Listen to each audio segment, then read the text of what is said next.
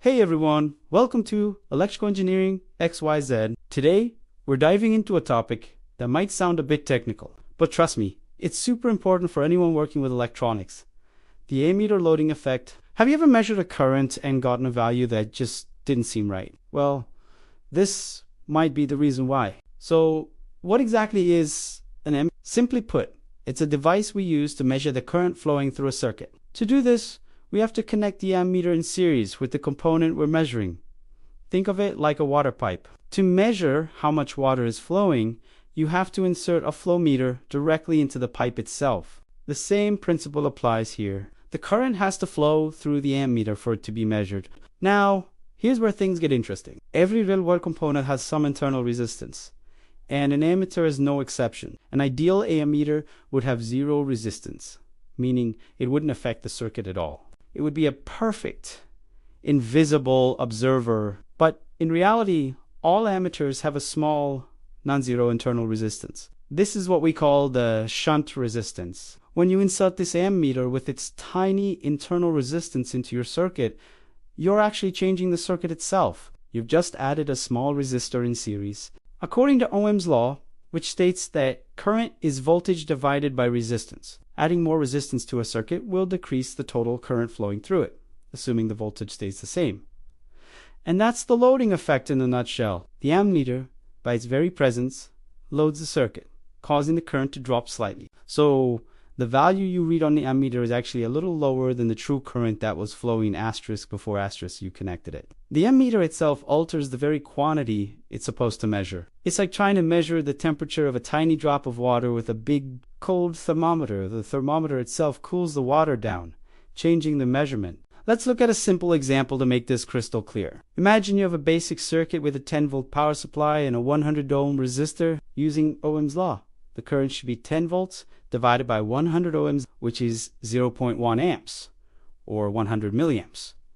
This is the true undisturbed current. Now, let's bring in let's say it has an internal resistance of 1 ohm. When we connect it in series to measure the current, the total resistance of the circuit is now the original 100 ohms plus the ammeter's 1 ohm, making it 101 ohm. The new current is 10 volts divided by 101 ohms, which is approximately 0.099 amps, or 99 milliamps.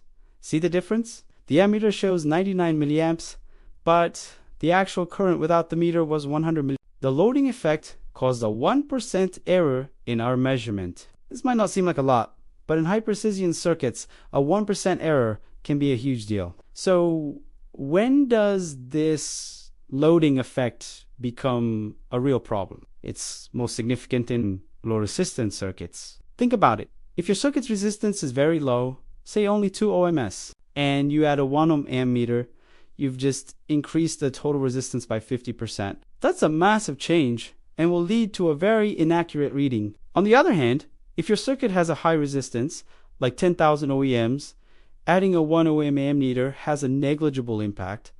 How can we minimize this effect? The key is to use an ammeter with the lowest possible internal resistance. High-quality digital multimeters are designed to have very low shunt resistance on their current measuring ranges, often in the milliamp or even microohm range. This makes the loading effect much less of a problem for most everyday applications. Always choose the appropriate range on your multimeter, as different ranges can have different internal resistance. There are also alternative, non-invasive methods for measuring current, like using a clamp meter for AC circuits or a Hall effect sensor for DC circuits. These tools measure the magnetic field created by the current, so you don't have to break the circuit to insert them, completely avoiding the loading effect. So, to wrap it all up, the ammeter loading effect happens because the ammeter's own internal resistance changes the circuit it is measuring, causing the measured current to be slightly lower than the actual value. It's most noticeable in low resistance circuits. To fight it, use a good quality ammeter with low internal resistance and be aware of when this effect might be significant.